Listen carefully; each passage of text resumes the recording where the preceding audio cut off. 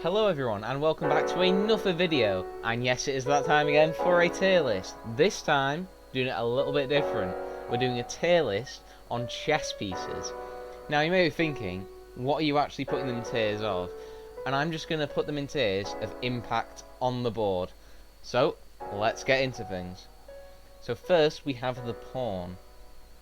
I have put, for reference, all the chess pieces in its holding line because you couldn't really see the knight or the bishop when it was on the black background. Anyway, coming back to the video. Yeah, so for the pawn it's there, you know. It's mostly just used to die, you know, trade off with the other pawn, but they can have very significance if they make it all the way to the board, because then you can get back one of your boys, you know. So they do have a really useful factor, but you just gotta play in mind that they're sort of just there, you know, to beef up your army, you know, take the hits for the actual more useful characters, but I still think they have some really good value if you play them right. I just feel like, compared to the other options, the baseline value that they offer is nowhere near. So that's something I think it goes a solid B tier, just for the fact that if you play it smart with them, you could get it to the other side of the board and then, you know, bring back a boy, bring back two, you know. It can be really good if you play them really well. The Queen. Oh my god, the Queen. The most OP character in the game at this point. Like, come on. When are they gonna nerf her? Like, come on, guys. She literally can go up the board, down the board, you know. She basically goes in a plus, in a direction of a plus sign, basically. That's what I'm trying to say. So, you know, you have free movement, you know, you're basically chilling. You can go all the way to the board, kill someone, all the way to the board, knock them out, whatever you want to say. I think she is the best choice in the game. But, however, I do think there is another choice which, although they're not as good as her, they are more significant on the board. But the Queen, you know, you don't really, you know, she's sort of a really solid choice, you know. You use her to, you know, use her a lot because she's like the, yeah, she is the most solid choice on like attacking, defending, and movement, which is really key in chess, you know, the movements that you can make. So she is an S tier.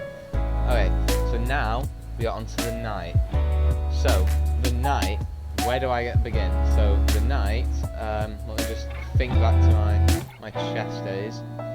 The knight goes forward 2 and across 1. I think they can go across 2 and forward 1 as well, but don't quote me on that.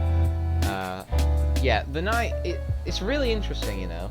They're one of those pieces that's like, it requires a lot more thinking to get value out of them because of the movements they have, but the movements they have can also lead to better outplay because they just don't expect you to do what you can do on this character. So I think it is a really solid choice. I do think that it's more for the advanced, though. If the ability to get value out of it, you know, it's not as good as some of the others. And if you put it on board value, some of the other choices can just get it out quite easy, honestly. Like the rook and the queen, you know, they can get it out quite easy. Even the bishop.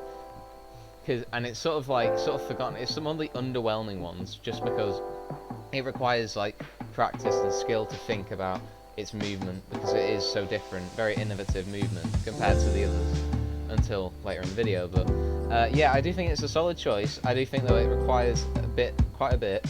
I think it's a bit of, I don't think it makes it into A tier just because of that, but a good knight player, S tier any day. It just really depends. If we're going on board impact as a whole, I feel like it's not in a good enough light as it should be. The king literally has no movement. Like, what's going on there, boys?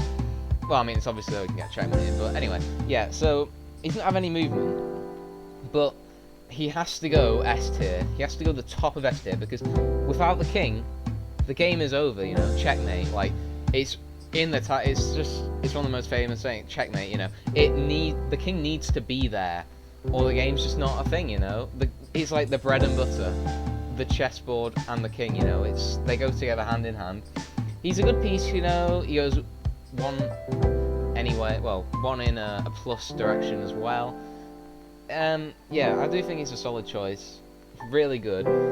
Just his movement's kind of lacking, but that's sort of expected, you know, for the point of the game. As like his potential, it's nowhere near, but just his sheer presence it's just god tier, you know, it's best in the game. Okay, the Rook. I always like the Rook, you know, it's always at the end of the boards, you know. Well, it's got the like movement just like the Queen, but yeah, it's got movement. Sorry, I just rethinking the movement in my head. I do think it is really solid choice. You know, it's always great for clearing out people. Really good choice. That's why it gets itself the top of A tier. Now, Bishop. Bishop is the weird one. Bishop is the weird one. How you can only go diagonal on the tiles. It's really cool. I feel like it's easier to see when someone's gonna outplay you with the Bishop than the Knight.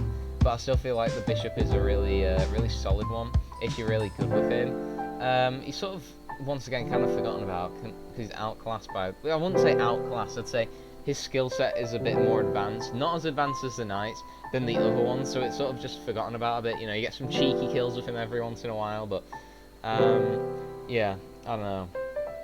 I don't think he's really got that much going for him personally. Compared to some of the others, but his presence on a board can be overlooked sometimes, which can work in his favour, a bit like the Knight. I just feel like his presence on the board is not as scary, but it is still there, so I think I'm going to have to put him at the bottom of A tier.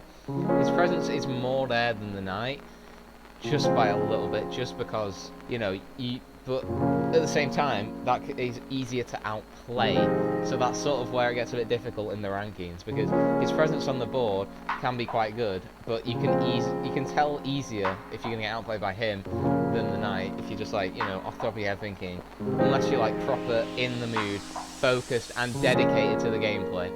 Anyway guys, I think I'm happy with this tier list. Yep, that is the video right there. Chess tier list, chess pieces tier list, nevertheless. Yeah, I think that's a solid choice. Yep.